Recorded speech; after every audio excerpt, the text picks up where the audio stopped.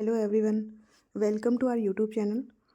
आज हम इस वीडियो में वाक्यांश के लिए एक शब्द के कवर करेंगे कुछ क्वेश्चंस जो किसी न किसी एग्ज़ाम में आए हैं, चाहे वो किसी कमीशन ने लिया हो या किसी जुडिशरी के एग्ज़ाम में आए हैं। और ये अभी 19 जनवरी को जो ईपीओ का राजस्थान ईपीओ का एग्ज़ाम है उसमें भी इम्पॉर्टेंट है। तो हम स्टार्ट करते हैं क्वेश्चंस को। पहला क्वेश्चन है, उर्वरा शब्द के लिए वाक्यांश है, यानी उर्वरा शब्द के लिए कौन सा वाक्यांश यूज किया गया है। तो उर्वरा भूमि के लिए यूज़ आता है उपजाऊ भूमि, तो आंसर हो जाएगा बी। दूसरा क्वेश्चन है, व्याकरण जानने वाला, वाक्य के लिए एक शब्द है। तो व्याकरण जानने वाले में हम ज्ञाता कर देते हैं, लेकिन आंसर ज्ञाता नहीं होगा, व्याकरण ज्ञाता या विशेषज्ञ कुछ नहीं होगा, नॉर्मल आंसर होगा व्याकरण। उसको बोलते हैं व्याकरण। फिर जिसको थोड़ा ज्ञान हो उसको क्या कहते हैं। तो इसमें सारे नेगेटिव वर्ड ही दिख रहे हैं, जैसे अनभिज्ञ, अभिज्ञ, अज्ञ, अल्पज्ञ। तो इसमें आंसर कौन सा होगा। तो अज्ञ वो होता है जो कुछ भी नहीं जानता, और भिज्ञ वो होता है जानकार। और भिज्ञ के आगे अगर अभिज्ञ लगा देते हैं उपसर्ग, तो जानने वाला यानी विशेष रूप से जो संपन्न है उसको बोलते हैं अभिज्ञ। अनभिज्ञ जो है, अभिज्ञ का विलोम शब्द होता है अनभिज्ञ। तो थोड़ा जानने वाला हो गया आंसर अल्पज्ञ। फिर है मानसिक भाव को छिपाना, मानसिक भाव को छिपाने का होता है अवहिता। असूया, असूया होता है ईर्ष्या का भाव न रखना, उसको असूया कहते हैं।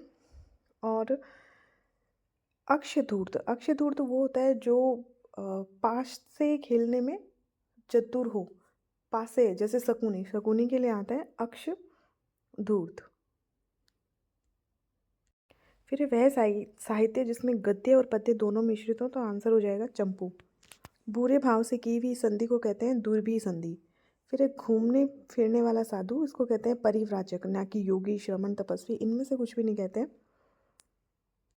फिर है हर समय दूसरों में कमियां ढूंढने वाला, तो हर समय दूसरों में कमियां ढूंढने वाला उसको कहते हैं छिद्रान्वेषी।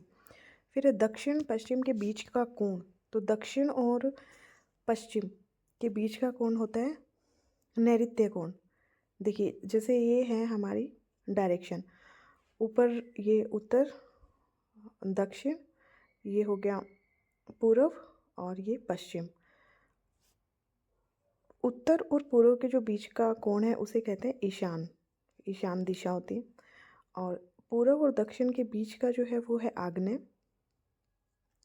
दक्षिण और पश्चिम के बीच में जो है वो है नैऋत्य कोण, और उत्तर और पश्चिम के बीच में जो है वो है वायव्य कोण।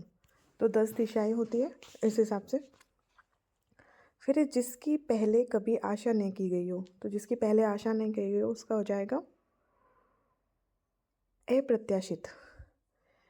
फिर जिसका अनुभव किया गया हो, अनुभूत। फिर है युयुत्सु का अर्थ, युयुत्सु यानी युद्ध करने की इच्छा। तेरा है जिसने अपमान का भाव हो, उसे क्या कहेंगे, उपहास। अच्छाई और बुराई की पहचान करने वाला गुण, विवेक। कम या नपा तुला खर्च करने वाला, यानी जो पैसों को कम खर्चा है उसको बोलते हैं मित। मित का हो जाएगा मितव्ययी। आवश्यकता से अधिक धन संपत्ति एकत्रित न करना, अपरिग्रह। हम सुनते होंगे जैनिज्म में ये टर्म यूज़ आती रहती है, अपरिग्रह। किसी के पास रखी हुई दूसरे की वस्तु, धरोहर। ये धरोहर भी होता है, और एक और शब्द आता है इसके लिए, थाती। थाती भी कहते हैं और धरोहर, ये दोनों ही एग्जाम में आते हैं। फिर एक किसी टूटी फूटी इमारत या बस्ती का बचा हुआ अंश, ये हो जाता है भग्नान्वेष। जो शत्रुओं को मार डालता है, शत्रुघ्न। जन्मांध जो जन्म से अंधा होता है। नश्वर जो क्षण भंगुर या नष्ट हो जाता है। निर्दयी जो जिसमें दया की भावना हो।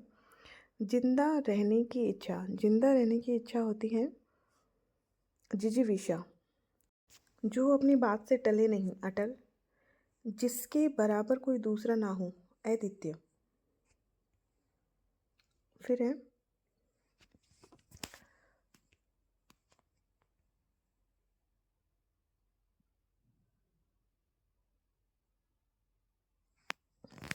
प्राग ऐतिहासिक शब्द निम्न में से किस वाक्यांश के लिए प्रयुक्त हुआ है, तो किसके लिए हुआ है।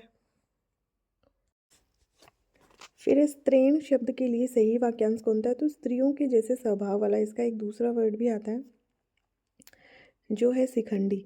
फिर एक ज्ञान प्राप्त करने की इच्छा रखने वाले व्यक्ति को क्या कहते हैं? जिज्ञासु। फिर दक्षिण और पूर्व के बीच की दिशा को क्या कहते हैं? सेम क्वेश्चन आ गया, आग्नेय कोण। जहाँ वन वाणी और इंद्रियों नहीं पहुँच सके उसे क्या कहते हैं? आवड़ मन सागोचर। जो किए गए उपकार को मानता है कृतज्ञ, और जो नहीं मानता है वो कृतघ्न। अल्पज्ञ यानी बहुत थोड़ा जानने वाला, बहुज्ञ बहुत जानने वाला। अगोचर शब्द के लिए उपयुक्त वाक्यांश है जिसका अनुभव इंद्रियों को ना हो उसे कहते हैं अगोचर। अजानुबाहु, जिसके घुटनों तक लंबे हो, जिसकी बाहें जो है वो घुटनों तक लंबी हो। जिसकी कोई संतान ना हो उसको क्या कहते हैं? बांझ नहीं कहते हैं। बांझ वो होता है जिसके कभी संतान हो नहीं सकती, जिसके हो ही नहीं उसे कहते हैं निसंतान। जिसका वर्णन नहीं किया जा सकता उसे कहते हैं अल्पभाषी। जिसकी आशा न की गई हो उसे कहते हैं अप्रत्याशित। अप्रत्याशित। अब आश्रित करके हमें थोड़ा सा उलझा सकते हैं एग्जामिनर, तो थोड़ा ध्यान रखना है।